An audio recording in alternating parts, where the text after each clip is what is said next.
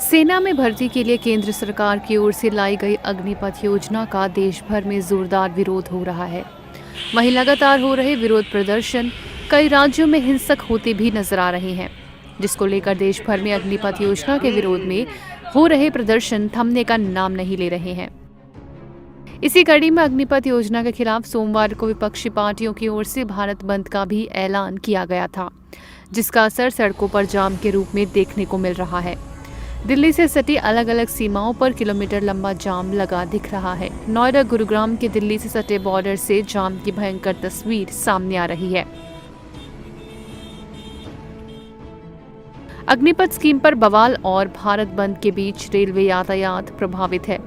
अग्निपथ योजना के विरोध में चल रहे प्रदर्शन को देखते हुए भारतीय रेलवे ने अलग अलग जोन में देश भर की सैकड़ों ट्रेनें रद्द कर दी हैं, जिसमें पैसेंजर और एक्सप्रेस के साथ कुल 539 ट्रेनों के पहिए थम गए हैं।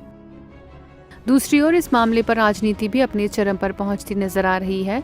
कांग्रेस लगातार अग्निपथ स्कीम का विरोध कर केंद्र सरकार को घेरने में जुटी है।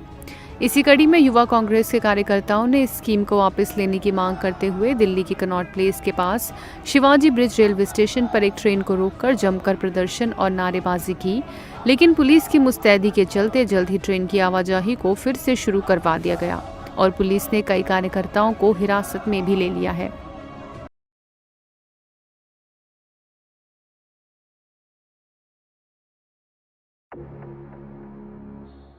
क्या देश में कोरोना की चौथी लहर आ चुकी है? ये सवाल सबके सामने इसीलिए खड़ा हो गया है क्योंकि अब देश में कोरोना की रफ्तार बेलगाम होती जा रही है। 5 दिन से हर रोज 12,000 से ज्यादा नए मामले सामने आ रहे हैं। इसी के साथ देश में कोरोना का इलाज करा रहे मरीजों की संख्या 76,500 के पार चली गई है। स्वास्थ्य मंत्रालय के मुताबिक 24 घंटे में देश में कोरोना के 12,781 नए मामले सामने आए हैं। इस दौरान 18 मरीजों की मौत भी हुई है। महाराष्ट्र में 4,000 से ज्यादा नए मामले सामने आए हैं। दूसरे नंबर पर केरल है, जहां 3,376 मामले सामने आए हैं। देश में तेजी से बढ़ते मरीजों की संख्या ने एक्टिव केस भी बढ़ा दिए हैं। 24 घंटे में 4,000 से ज्यादा की बढ़ोतरी हुई है। अब देश में एक्टिव मरीजों की संख्या 76,000 को पार कर चुकी है। देश में 3 हफ्तों से वीकली केस भी बढ़ते जा रहे हैं। 30 मई से 5 जून के हफ्ते में देश भर में कोरोना के 25,000 से ज्यादा मामले सामने आए थे, जबकि 6 जून से 12 जून के बीच 48,000 से ज्यादा मामले सामने आए थे। वहीं 13 से 19 जून के बीच 79,000 से ज्यादा मरीज मिले थे। अगर राज्यों में बढ़ते कोरोना के असर की बात करें तो महाराष्ट्र ने इस समय सबसे ज्यादा डरा रखा है। कोरोना की नई लहर में इस बार भी महाराष्ट्र और इसकी राजधानी मुंबई सबसे ज्यादा कोरोना के केस देखने को मिल रहे हैं। बीते 24 घंटे में महाराष्ट्र में कोरोना के 4,000 नए मामले सामने आए हैं। वहीं महाराष्ट्र के आधे से ज्यादा केस मुंबई से सामने आ रहे हैं। मुंबई में रविवार को 2,087 केस मिले हैं। अगर देश की राजधानी की बात करें तो कोरोना की खतरनाक रफ्तार में दिल्ली को देखने को मिल रही है। यहाँ रविवार को कोरोना के 1,530 नए मामले सामने आए हैं। बता दें कि यह लगातार 5वां दिन रहा जब एक दिन में 1,300 से ज्यादा मरीज मिले हैं। आपको बता दें कि बढ़ते संक्रमण के बावजूद अभी दिल्ली में कोई पाबंदी लगाने का प्लान नहीं है, क्योंकि अस्पताल में भर्ती होने वाले मरीजों की संख्या अब भी काफी कम है। राजधानी में कोरोना मरीजों के लिए 9,000 से ज्यादा बेड रिजर्व हैं, जिनमें करीब से करीब 250 बेड पर ही मरीज भर्ती हैं, जबकि कोविड केयर सेंटर और कोविड हेल्थ सेंटर में सारे बेड खाली पड़े हैं।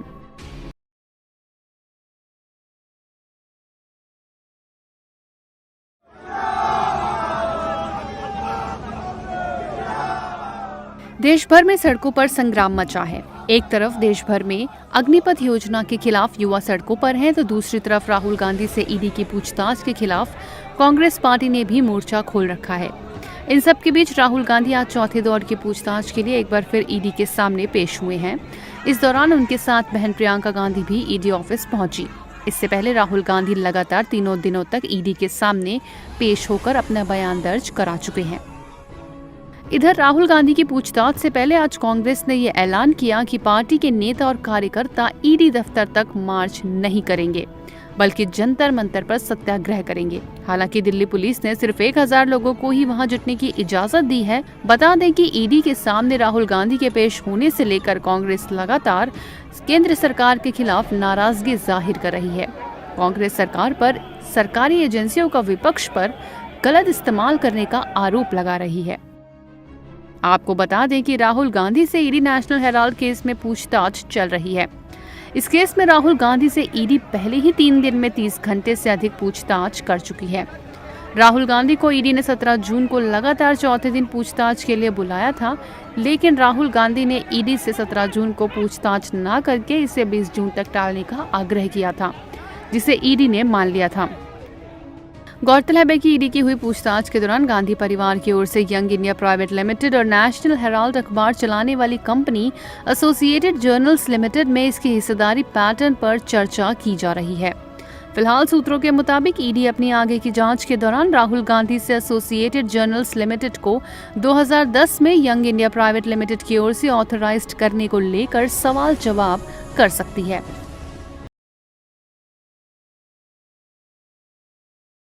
राहुल गांधी से जो ईडी की पूछताछ चल रही है उसको लेकर और अग्निपथ योजना को लेकर मेरे साथ इस वक्त मौजूद हैं उत्तर प्रदेश से कांग्रेस एमएलसी अमेठी से हैं दीपक जी, जिस तरह से दिल्ली के जंतर मंतर पे आप लोग इकट्ठा हुए हैं, क्या नौबत आन पड़ी कि अब आप लोगों को सड़कों को उतरना पड़ा, और ये आपके ऊपर आरोप लग रहा है कि राहुल गांधी के पूछताछ के कारण आप लोग सड़कों को उतरे, लेकिन जनता की आवाज़ के कारण पहले कभी आप उतरे नहीं। जनता की आवाज़ पे सिर्फ कांग्रेस पार्टी ही सड़क उतरी है। जनता के जो मुद्दे हैं स्वयं राहुल गांधी जी ने, कांग्रेस पार्टी ने उठाए हैं। बहुत सारे दल ऐसे थे जिन्हें ज़रूरत थी तब नहीं उतरे थे। आज कांग्रेस पार्टी इसलिए सड़क पर है, जिस तरह से अंग्रेज़ों ने हमारे फ्रीडम फाइटर के लोगों को जेल डालने का काम किया था, मुकदमे करने का काम किया था, ये अंग्रेज परस्त भारतीय जनता पार्टी की सरकार ठीक वैसे फिर से वही काम कर रही है। नेशनल हेराल्ड जो आज़ादी की लड़ाई का प्रतीक था, उस लड़ाई के माध्यम से लोग लड़ाई लड़ते थे, वो आज अंग्रेजों का बदला भारतीय जनता पार्टी सरकार ले रही है। जिस तरह से हमारे देश के नौजवानों को अग्निपथ के नाम पर उन्हें कॉन्ट्रैक्ट बेस पर सेना में रखने की बात की जा रही है। अगर देखें जिस तरह से चाइना हमारे देश पर, हमारी सीमाओं पर कब्जा करता जा रहा है, हमारे देश को परमानेंट सैनिक की ज़रूरत है। कॉन्ट्रैक्ट सैनिक दे रहे हैं, लोग ये भी कह रहे हैं उन्हें कॉन्ट्रैक्ट के बाद भारतीय जनता पार्टी के कार्यालय में अन्य भारतीय जनता पार्टी उन्हें अपने सहयोगी संगठन के लोगों के यहाँ सिक्योरिटी के लिए तय करने जा रही है। कि देश के नौजवानों के साथ अन्याय है, देश के साथ अन्याय है। जिस तरह से भारतीय जनता पार्टी हर मुद्दे पर विफल रही है, अब उस विफलताओं को छुपाने के लिए राहुल गांधी जी के नाम पर पहले साजिश की, अब नौजवानों को धोखा देने का काम कर रही है। तो कांग्रेस पार्टी अब सड़क पर रहेगी, लगातार भारतीय जनता पार्टी की सरकार को हटाने तक संघर्ष करेगी। आप लोग सत्याग्रह का रास्ता अपना रहे हैं, लेकिन आप ही के कार्यकर्ता दिल्ली में रेल रोक रहे हैं, इसको कैसे देखते हैं? देखिए, कांग्रेस पार्टी का सीधा उद्देश्य है और अपील भी है कि हम शांतिप्रिय सत्याग्रह चलाएंगे, और ये शांतिप्रिय सत्याग्रह गांधी जी के सत्याग्रह को समर्पित होगी। जिस तरह से उन्होंने सत्याग्रह के माध्यम से अंग्रेजों को भगाया था, तो मुझे लगता है देश के उन तमाम नौजवानों से थोड़ा सा आक्रामक हो गए हैं, उनसे अपील करेंगे कि वो शांतिप्रिय ढंग से भारतीय जनता पार्टी को, सरकार को हटाने और अपने भविष्य को सुरक्षित करने के लिए शांतिप्रिय मार्ग का चयन करें।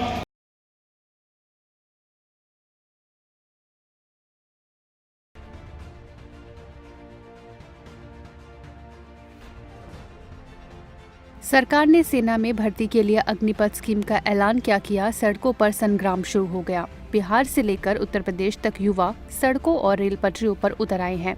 बिहार के मसौड़ी से लेकर यूपी के जौनपुर तक जो युवा सड़कों पर दौड़ लगाते, पुशअप करते और बीम खींचते नजर आते थे, आज वही युवा हाथों में बांस, बल्लियां और पत्थर लिए नजर आ रहे हैं। मसौड़ी से जौनपुर तक बवाल मचा है। बिहार में हिंसक प्रदर्शन को देखते हुए 12 जिलों में 48 घंटे के लिए मोबाइल इंटरनेट सेवा को बंद कर दिया गया है। कई राज्यों में युवा सड़कों पर निकलकर इस योजना के खिलाफ विरोध प्रदर्शन कर रहे हैं। अग्निपथ स्कीम के खिलाफ कई संगठनों ने 18 जून को बिहार बंद का आह्वान किया था, जिसका व्यापक असर भी देखने को मिला। सुबह से दुकानें बंद रहीं, प्रदर्शनकारियों ने पूरे शहर की दुकानें बंद करा दी, जिसके बाद प्रदर्शनकारियों ने सड़क से लेकर रेलवे स्टेशन तक जमकर बवाल काटा। लगातार पत्थरबाजी के साथ कई जगहों पर आगजनी भी की गई। मसौड़ी में प्रदर्शनकारियों ने जीआरपी कार्यालय के पास सरकारी गाड़ी को आग लगा दी। हालात को नियंत्रण में लाने के लिए पुलिस ने आंसू गैस के गोले दागे और हवाई फायरिंग भी की। गौरतलब है कि देश भर में सेना में भर्ती को लेकर सरकार की नई नीति का जबरदस्त विरोध हो रहा है। दरअसल युवा वर्ग सरकार की इस नीति से खुश नहीं दिखाई दे रहा है। युवाओं का कहना है कि 4 साल की नौकरी के बाद हम कहां जाएंगे। प्रदर्शनकारी युवाओं की मांग है कि सरकार फौरन इस योजना को वापस ले। साथ ही सरकार लंबे समय से सेना में बंद पड़ी भर्ती को दोबारा से खोले। इसके अलावा पुरानी लटकी भर्तियों को भी जल्द से जल्द क्लियर किया जाए।